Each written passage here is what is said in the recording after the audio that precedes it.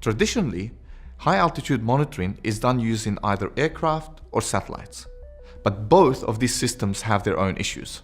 Aircraft can only fly to a relatively low altitude, a maximum of about 18,000 meters, and they require expensive infrastructure that may be hundreds of kilometers away from the area that you need to survey. Satellites, on the other hand, orbit much higher, and therefore they can see a lot more, but your access to them is limited by their orbit revisit times. We, in collaboration with the University of Pisa, are using our extensive expertise in satellite building, high-altitude balloon launches, and radar systems to develop a cheap, rapidly deployable alternative to these two options.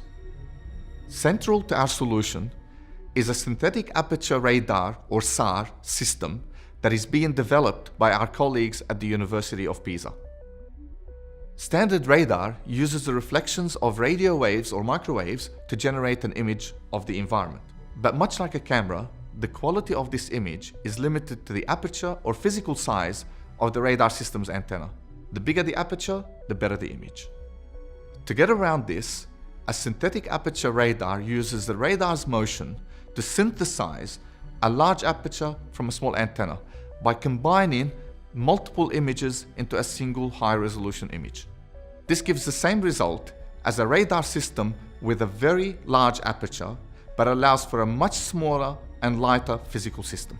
To make this possible, our team at UNSW is working on the balloon platform to power and control the radar, keep it stable at high altitude, and provide position navigation and timing to track it.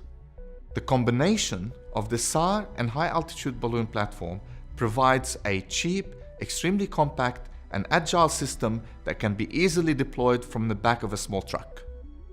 This means that we can move much more quickly to monitor natural disasters like flooding, bushfires, or earthquakes. It also means we have more flexibility to undertake longer-term projects like land mapping and monitoring of the Earth's climate.